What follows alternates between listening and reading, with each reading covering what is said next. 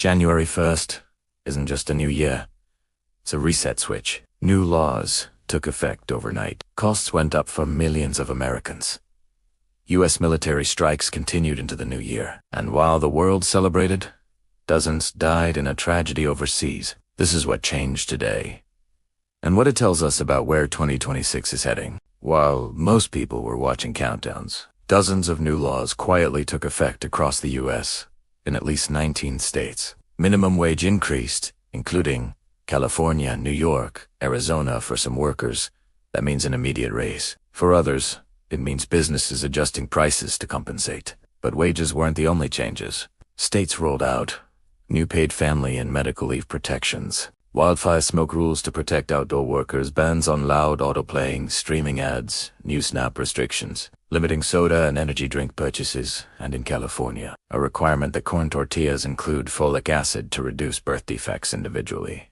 These laws seem small. Collectively, they show something bigger. 2026 begins with states doing more of the governing, while Washington remains gridlocked. Today is also the first full day without enhanced Affordable Care Act subsidies. Millions of Americans are now seeing premium increases, plan changes, or notices warning of sharp cost hikes. Some plans are expected to jump over 100% without congressional action. Washington says a fix might come later this month. The House is expected to vote on restoring or reshaping the subsidies. But here's the reality.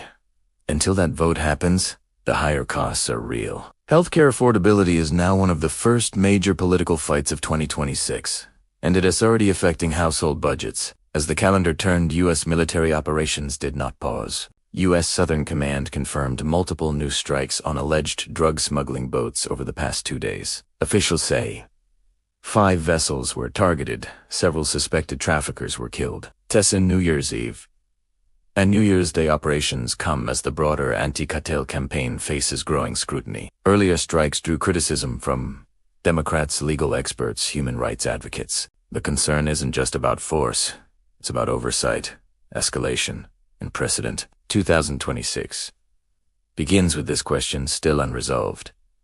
How far does the U.S. go in fighting cartels beyond its borders? While Americans rang in the new year, tragedy struck overseas. A massive fire tore through a ski resort bar in Switzerland, leaving dozens dead or presumed dead. Swiss leaders called it one of the worst tragedies in the country's history.